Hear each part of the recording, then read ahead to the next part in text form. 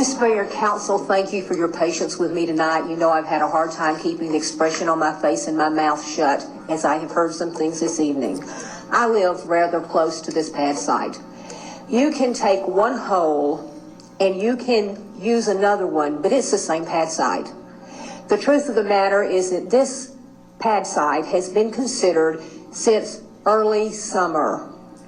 There has been many times that this council has tabled it because there was no way you thought you could pass it without a supermajority, with a supermajority.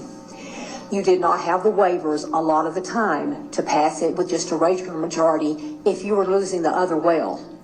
Once you get a well in a pad site, my understanding is under the new ordinances, it will be, future wells will be passed administratively, and therefore you won't have us coming forward and bothering y'all with our concerns. You know, it's an easier path. But the truth of the matter is, whether it's this well or the other well, all of those ghosts that are not filling the chairs tonight, but that you have heard council meeting after council meeting, the little boy, the mother with the child that has asthma, the people in the apartment complex that are no longer considered with waivers because now the well is just a few feet the other way, so they're just a few inches outside of the 600 feet.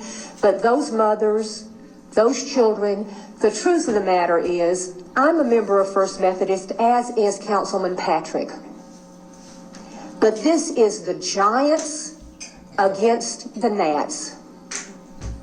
Chesapeake has had a lot of money to spend on robocalls. We have people here that have not shown up at any of these other meetings because they got robocalls saying, it'll make your school taxes less.